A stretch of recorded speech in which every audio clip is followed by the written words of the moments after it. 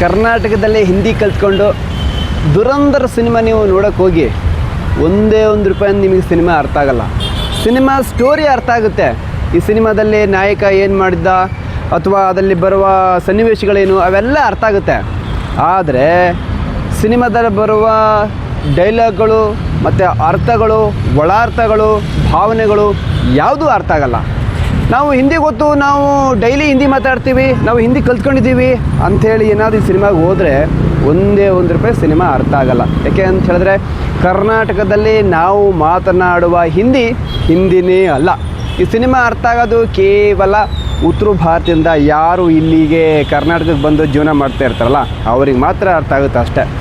ನಾವು ಈ PAN India ಸಿನಿಮಾಗಳನ್ನು ಮತ್ತು ಬೇರೆ ಭಾಷೆಯ ಸಿನಿಮಾಗಳನ್ನು ನಾವು ಕನ್ನಡಕ್ಕೆ ಡಬ್ಬಿಂಗ್ ಆಗಿರ್ತಲ್ಲ ಆ ಸಿನಿಮಾವನ್ನು ನೋಡಬೇಕು.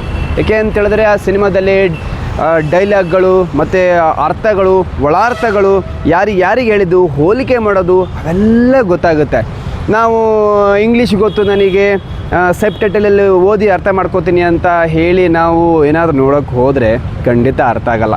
ಏಕೆ ಅಂತೇಳಿದ್ರೆ ನಾವು ಸಬ್ಟೈಟಲ್ನ ಓದ್ತಾ ಇರ್ತೀವಿ, ಸಿನಿಮಾ ಬೇಗ ಹೋಗಿ ಸನ್ನಿವೇಶಗಳು ಮುಂದಕ್ಕೆ ಹೋಗ್ಬಿಡುತ್ತೆ. ಹಾಗಾಗಿ ನಾವೇನು ಈಗ ಪ್ಯಾನ್ ಇಂಡಿಯಾ ಸಿನಿಮಾಗಳು, ಬೇರೆ ಭಾಷೆ ಸಿನಿಮಾಗಳು ಅಂತ ಹೇಳ್ತೀವಿ, ಕನ್ನಡಕ್ಕೆ ಡಬ್ಬಿಂಗ್ ಆಗಿರ್ತ ಸಿನಿಮಾವನ್ನು ನಾವು ನೋಡ್ಕೋಬೇಕು. ಸಿನಿಮಾ ನಾವು ಅರ್ಥ ಆಗಬೇಕು, ಅಲ್ಲಿ ಬರುವ ಜೋಕ್ಸ್ಗಳು ನಮಗೆ ಅರ್ಥ ಆಗಬೇಕು, ಡೈಲಾಗ್ಗಳು ನಮಗೆ ಅರ್ಥ ಆಗಬೇಕು. ಏನೂ ಅರ್ಥ ಆಗಿಲ್ಲ ಅಂದರೆ ಏನು ನಮಗೆ ಕತೆ? ಸುಮಾರು 200, 300, 400, 500 ಕೊಟ್ಟು ಹೋಗಿರ್ತೀವಿ, ಸಿನಿಮಾ ಏನೂ ಅರ್ಥ ಆಗಲ್ಲ. ಕೆಲವು ಪದಗಳು ಅರ್ಥ ಆಗುತ್ತೆ, ನಾನು ಎಲ್ರಿಗೂ ಅರ್ಥ ಆಗಲ್ಲ ಅಂತ ಹೇಳ್ತಿಲ್ಲ, ಬೇರೆ ಭಾಷೆಗಳು ಬಟ್ ಇಲ್ಲಿ ಕರ್ನಾಟಕದವರಿಗೆ ಒಂದು 80% ಬೇರೆ ಭಾಷೆ ಅರ್ಥ ಆಗಲ್ಲ. ಯಾಕೆಂತ ಇಲ್ಲಿ ಕನ್ನಡಿಗನೇ ಸಾರ್ವಭೌಮ, ಕನ್ನಡ ಅಷ್ಟು ತುಂಬ ಚೆನ್ನಾಗಿರುತ್ತೆ. ನಾವು ಹೇಳೋದು ಎಷ್ಟೇ. ಇನ್ನೊಂದು ಈ ಪರಭಾಷೆ ಸಿನಿಮಾಗಳು ಬರ್ತಾವಲ್ಲ, ಅಲ್ಲಿ ಸಬ್ಟೈಟಲ್ ಇಂಗ್ಲೀಷ್ ಭಾಷೆಯಲ್ಲಿ ಬರ್ತಾ ಇರುತ್ತೆ, ಕನ್ನಡದಲ್ಲಿ ಕೂಡಿ. ಕರ್ನಾಟಕದಲ್ಲಿ ಕನ್ನಡಿಗನೇ ಸಾರ್ವಭೌಮ, ಕರ್ನಾಟಕದವರಿಗೆ ಕನ್ನಡ ಬಿಟ್ಟು ಬೇರೆ ಭಾಷೆನೇ ಗೊತ್ತಿಲ್ಲ. ಏಕೆ ಅಂತೇಳಿದ್ರೆ ನಮ್ಮ ಕನ್ನಡ ದೇಶ, ಇದು ಕರ್ನಾಟಕ ದೇಶ.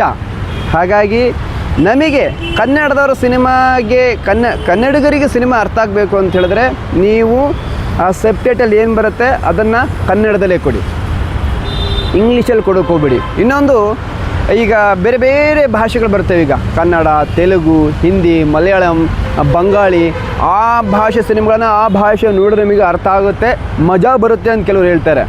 ಮಜಾ ಅಲ್ಲ, ಅರ್ಥನೇ ಆಗಲ್ಲ. ಹಾಗಾಗಿ ಈಗ ಸುಮಾರು ಸಿನಿಮಾಗಳು ಡಬ್ಬಿಂಗ್ ಬರ್ತವೆ.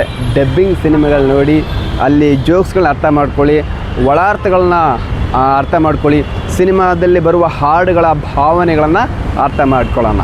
ನಾನು ಹೇಳೋದು ಎಷ್ಟೇ, ಈ ಪರಭಾಷೆ ಸಿನಿಮಾಗಳಲ್ಲಿ ಸಬ್ಟೈಟಲ್ ಕನ್ನಡ ಇದು ಇಂಗ್ಲೀಷ್ ಬರ್ತಲ್ಲ ಅದು ಕನ್ನಡ ಆಗಬೇಕು.